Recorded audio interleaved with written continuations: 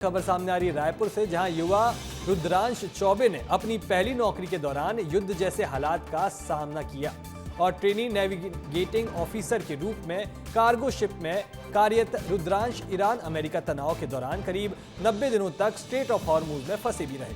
रुद्रांश ने बताया कि इस दौरान मिसाइलें जहाज के ऊपर से गुजरती थी, ड्रोन का मलबा जहाज पर गिरता था और सायरन भी बजते थे। सभी क्रू मेंबर्स को इंजन रूम में शरण लेनी पड़ती थी। लगातार हमले का खतरा बना हुआ था। करीब 90 दिनों बाद कंपनी ने विशेष बोट भेजकर उन्हें सुरक्षित बाहर निकाला और सुरक्षित घर लौटने के बाद परिवार ने राहत की भी सांस ली। आज रुद्रांश चौबे मौजूद हैं जो ईरान और इजरायल के युद्ध के बीच फंसे हुए थे हरमोज में।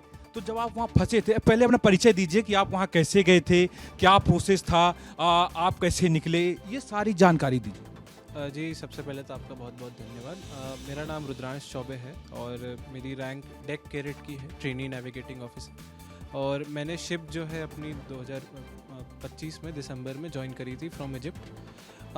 हॉर्मोज में हमारा फंसने का ये था कि फरवरी के माह में हम हॉर्मोज के अंदर गए गल्फ़ में, चूँकि हमको एक कार्गो डिस्चार्ज करना था, अनलोड करना था।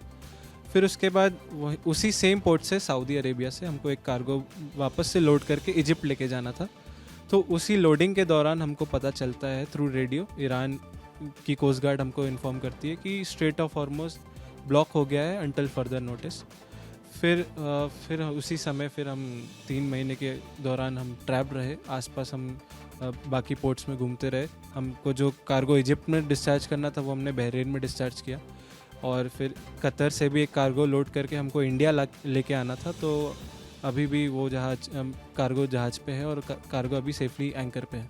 जब आपको पता चला कि आप फंस गए हैं युद्ध में, अब मिसाइल उसाइल दग रही है, पता नहीं कब आके गिर जाए और आदमी को क्या हो जाए, तो उस समय क्या सोचते थे आप? क्या घर परिवार से बात हो पाती थी? हमने अपनी एकेडमी में, ट्रेनिंग शिप चाणक्य में और एनसीसी में इस सब चीज़ के बारे में पढ़ा है कि कैसे कोप अप करना है।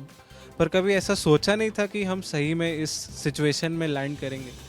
शुरुआत की दौर में तो थोड़ा काफ़ी मतलब एक तरह से कन्फ्यूजन थी कि क्या करना है इस सिचुएशन में, कोई इंस्ट्रक्शन भी क्लियर नहीं है। बाकी फिर बाद में हमारी कंपनी ने हमारा बहुत सपोर्ट किया। शुरुआत दौर में तो काफ़ी नया एक्सपीरियंस था और काफ़ी कभी पैनिक भी हुआ। और रही बात घर पे बात करने की, तो हम वीसैट के माध्यम से घर पे बात करते थे।